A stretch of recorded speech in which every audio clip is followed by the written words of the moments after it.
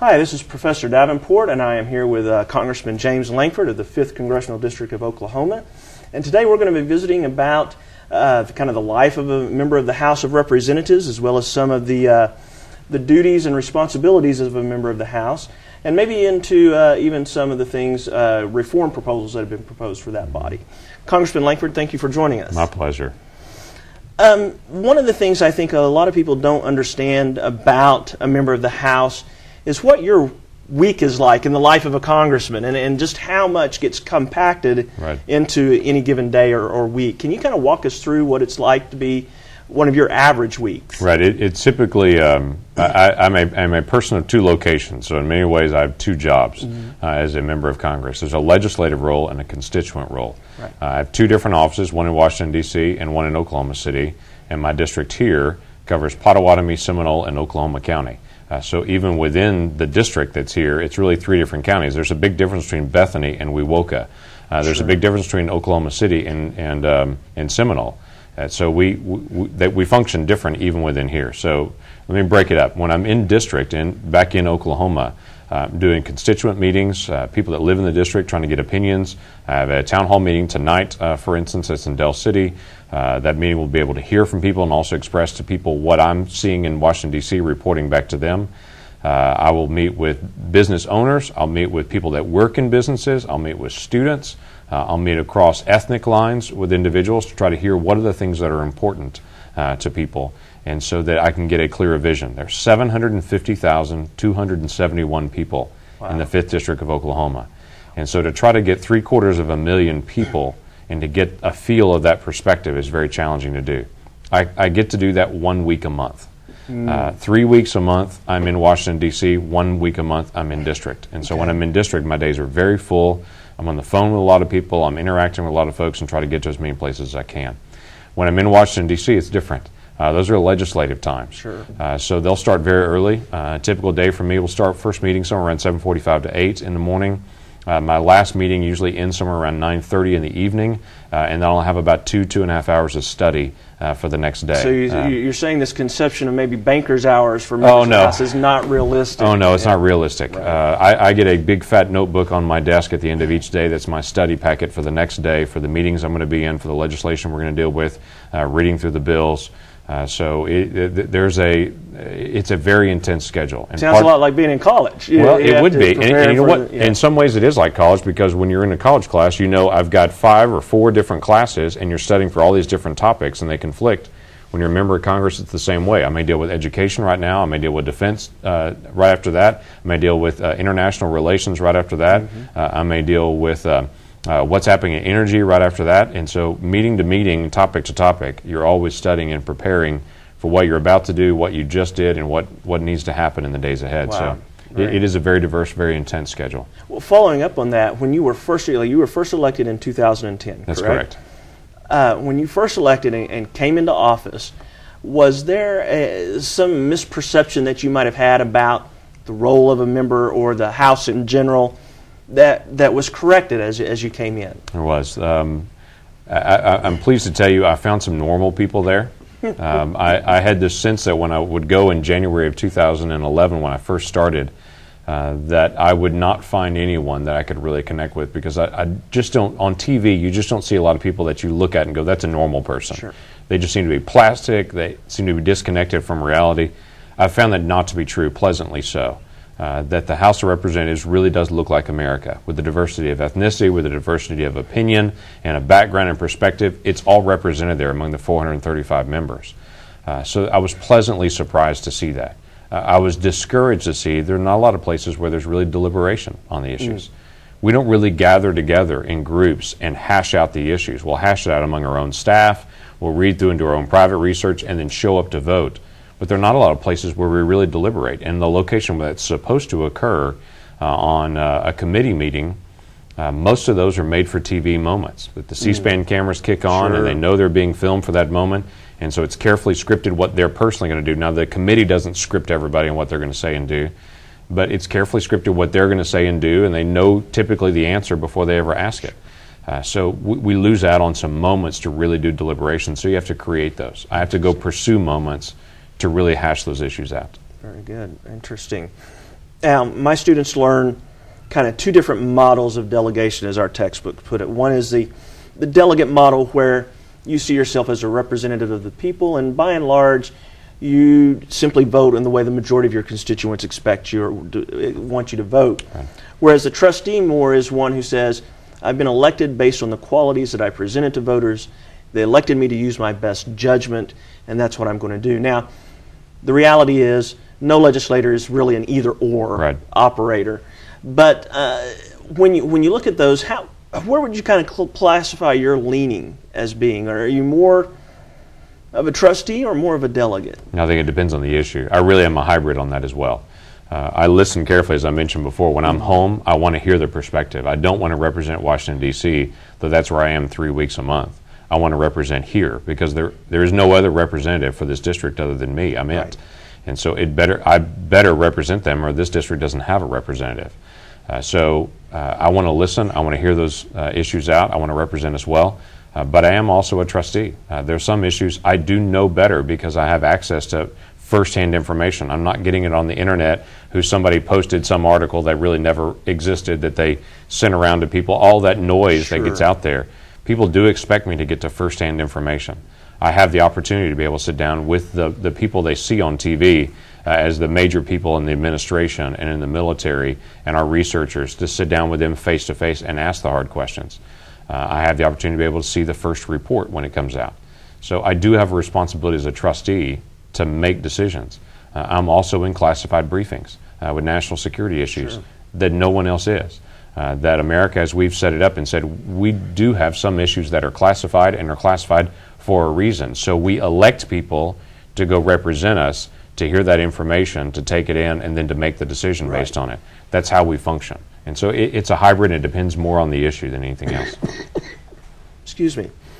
Now, you are the chairman of the Republican Policy Committee, That's correct? That's correct. Can you kind of describe the role of that committee for us for a second, and how you came to be chairman? Because it's pretty unusual that someone in the first couple of terms gets a leadership position in the House. So can you kind of walk us through how that kind of transpired? Right. Both parties elect what they call their elected leadership within the House. So you've got 435 members. We have 234 of those are Republicans for this particular session right now.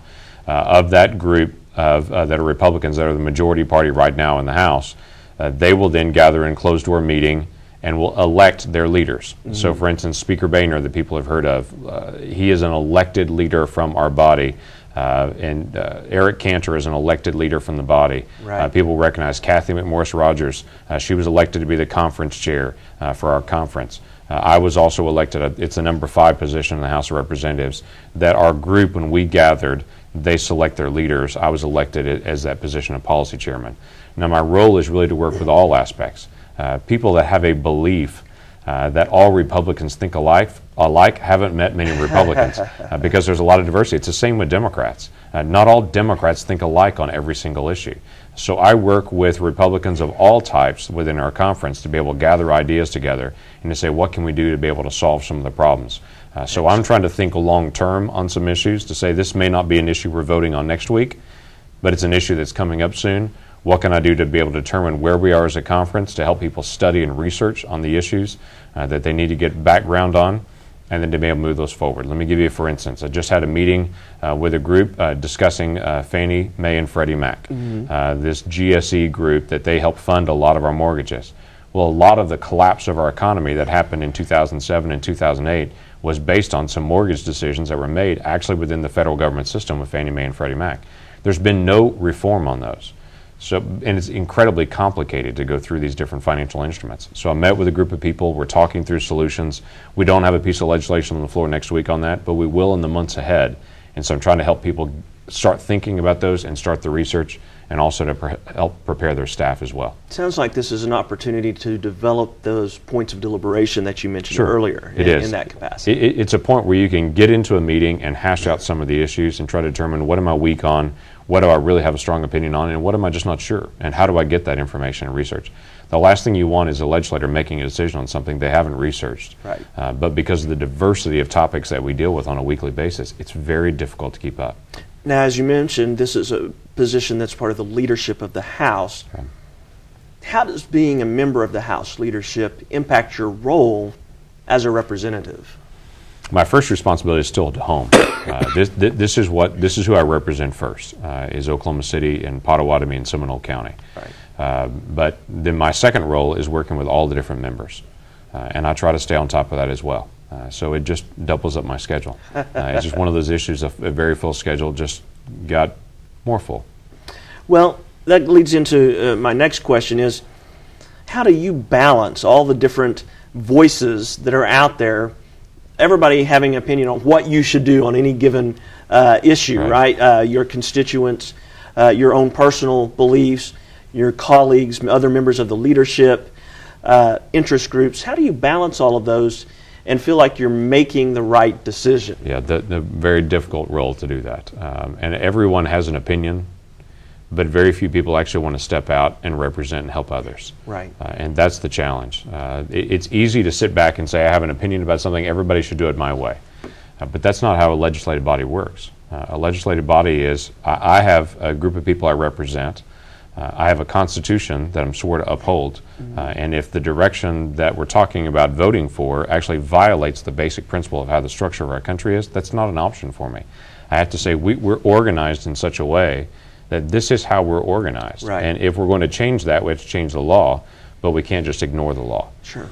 So you have constituents you represent, you have the United States Constitution, which you have to be able to abide by, you have to do your own research, and you're right, everyone has their own worldview. Right. I have a worldview, everybody does. That's going to come color that as you walk into any conversation. The people that elected me know my background. I try to present, here's my worldview, here's my background. Do I represent you? Right. And when I go through an election process, I understand they're making a statement, this person represents me or this person doesn't. And I've got to listen to that. What I try to be careful of is on the special interest groups. And yes, there are many that are in Washington, D.C. of all types and backgrounds. I don't mind hearing from them, but I also know they have an agenda as well. Sure. And I'm not going to honor their agenda. I'm going to honor the agenda of back home. That's the agenda that I'm sworn to uphold, is the Constitution and the people that I represent. Well, I think people would like to hear that more often from their representatives, is that an honesty about, yes, there are a lot of voices that are out there, and yet knowing that at the end of the day I'm responsible to my constituents, I'm responsible to what, as you mentioned, what the Constitution says. Right. It's very sad when you get there and realize a lot of these competing voices that send email messages back home, that post stuff on websites, are fundraising. Mm-hmm. That's really what they're doing. They really don't make a difference in the decision-making process. They're really just fundraising day to day. And it's incredibly frustrating because people at home read their email that they get from some organization and feel like that organization's really standing up and doing the right thing. They're not. Most of them that I've interacted with, they're not doing anything but fundraising. And they know individuals are really passionate about this topic, and so if I tell them I'm standing up for it, they'll send me a check for $20 or $25. But actually on the Hill itself, they're not doing any work. And that to me was very sad to interact with, that of how many Americans think organizations that they trust are doing something, and they're really not. And they're not. Now, you mentioned being on a committee, and we discussed in our classes the importance of the committee process, Right. especially in the House. Can you walk us through how were you appointed to the committees that you Sure. serve on, and then kind of what's the process of being on a committee? Yeah, I'm on two committees that are formal committees. The Budget Committee, and there are no subcommittees in that one. Okay. It's just one large function committee. And the second one I'm on is on Oversight and Government Reform. Okay. And there are 5 subcommittees on that, and I'm a subcommittee chairman in that committee as well. Okay. And so I function within that committee structure. The way that you're placed on those is really not any different than how you would think in some ways. The elected leadership and then representatives from every region around the country will gather together, have a list of names, have a list of all the different committees, 20 some odd committees that are out there in some form. And individuals will say, I'd like to be on this committee or that committee. They'll make the request in. What we call the steering committee will look at all those requests and begin to compile those. We'll work with the chairman of that committee on what they want to get accomplished and begin to place people that have a passion. So, for instance, an Armed Services Committee If you're going to be on armed services, you probably have a military background. Okay. It's very important that you speak that language and you understand the concept, or you have bases in your area and you get that very well. Right. And so they make that request. Financial Services Committee, most of the individuals on financial services have some kind of banking or investment background, because they know they're going to deal with very complicated financial instruments. They want to know what they have. Judiciary, a lot of lawyers are on the Judiciary Committee because they're going to deal with a lot of very intricate issues of how do we handle the law, how do we move forward on this. So that breaks up into different areas as far as what people suggest and what the different committee chairmen are looking for as far as expertise. Because of all the issues you're going to deal with, they need you to really be a specialist in a couple areas. For me, I've always been around organizations that are trying to reform and to restructure, and I want to help in that process. It's what I've done my entire working life. So for me, the Oversight and Government Reform Committee was a natural for me because it really focuses in on all agencies to say what can we do to be able to help fix some broken systems. And believe me, in Washington, there are plenty of broken systems. And so for me, it's trying to get into the different agencies and not try to be the critical one of them, but to say, how do we fix this so it works better? And I think a lot of people would like to find answers to that question, is how do we fix some of these things that are broken? The last question I wanted to visit with you about deals with kind of some of the proposals over the years that have been offered to improve the House as far as its representation of the people in general. And these has ranged from everything from one of your predecessors, Congressman Lankford, had a proposal in one year to increase the size of the House, to going to proportional representation. Are there any ideas that you have seen that you have found that might actually have some merit, or conversely actually gain support within that institution itself to do? Right. Increasing the size of the House actually makes it more complicated as you go through the process. Sure. You look at the House of Representatives in Oklahoma. The House of Representatives in Oklahoma is about the size of just our freshman class in the House of Representatives. Okay. And so you know how difficult it is to move a large group of people. Right. You're talking about moving 435 people, and you've got to get 218 of them to agree on anything. Try to get 10 people to agree on one topic. We're trying to get 218 people from all over the country to agree on any one issue. Plus, you've got to send it over to the Senate. They have to get 60 people to agree to it, and then the president down the street has to also agree to it before it becomes law. Sure. So it's already a very complicated process. One of the things that I think would help us significantly in reforming the structure of the House are term limits. To have a way that a person goes, they know they're there for a limited amount of time, they sink their life into that period of time, and then they go home. If you're able to do that and actually enforce that across the House and the Senate, then I think it changes dramatically the tenor of what happens there. Because you have a known limit. Start point, I'm going to be here no longer than this point, and I'm headed back home. Now, you got to be cautious on that because you don't want to create a permanent functioning ruling class that's among the staff because they can outlive the members and continue to stay on it and carry that experience. You have to have some institutional knowledge. I know some people constantly say, throw the bums out, kick everybody out, and start all over again. What happens if you do that is you lose all institutional knowledge and you actually lock up and you can't function. There is a need to be able to turn the House over, though. You've got to get people off high center. There is a great gain from new ideas and fresh optimism, because people that have been there a long time will say, we tried that 20 years ago and here's what happened. Until you get new blood in that says, I know we tried it 20 years ago, but we're a different country than we were 20 years ago. Let's try it this way now and see if we can make that move. That never occurs if people stay for a long time. Now, interestingly enough, in the House, we have turned over dramatically, even without term limits, just in the last 3 years. We had a freshman class of 96 people. When I came in 2010, we had another freshman class of over 60 people in just this gathering time. So of 435 members, 150 of those plus have turned over. They're new in the last 3 years. Wow. That's a really big block of new faces and new voices into the House, which is a very positive thing. But I think that's what it's designed to do, and I think we should encourage that. The House was designed to reflect all of the passions in the people. Right. And to hear that it does to a great extent should be something that we celebrate. It is. It is something we celebrate. And I have people in my district that will come and catch me and say, you don't represent all of my values. and I always smile and say, okay, this is who I am, and obviously I won the majority of our body, and the majority of people agree more with me than they do with you. But let's talk about what your values are, and let me help you connect with somebody in the House that does think like you. Because no matter what your background is or what your perspective is, I can find somebody in the House that does think that way and does function that way, and tell them, here's someone that you can connect with on that. I'm glad to represent you. In our constituent service offices here in Oklahoma City, we serve everybody. We don't talk about political parties. We don't talk about your background, how you voted. It doesn't matter. You're a constituent, and so we're going to make sure we take care of you. So if you have a problem with Social Security or with Veterans Affairs or having a tough time with immigration issues or whatever it may be, our office is going to help you because you're in our district, and we're going to do our absolute best to be able to take care of you because you have no other voice. We're going to make sure that you do. That's the right thing to do. So while the D.C. office may be more political in its nature, the district office is completely apolitical, and we're just here to be able to serve people and help in whatever way we can. Very good. Well, Congressman, thank you for joining us today. It's been very enlightening getting to hear from you and your perspective on how the House operates and the way it represents the people of the United States.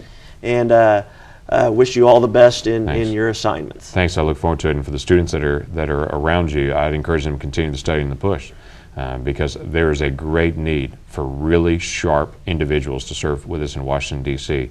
That know how to research, know how to read through bills, and know how to study the different issues and to be able to come and help us in the process. So looking forward to having some of the students maybe that are watching this video actually come and join us on staff in the days ahead. Very good. Thank you so much. Thanks.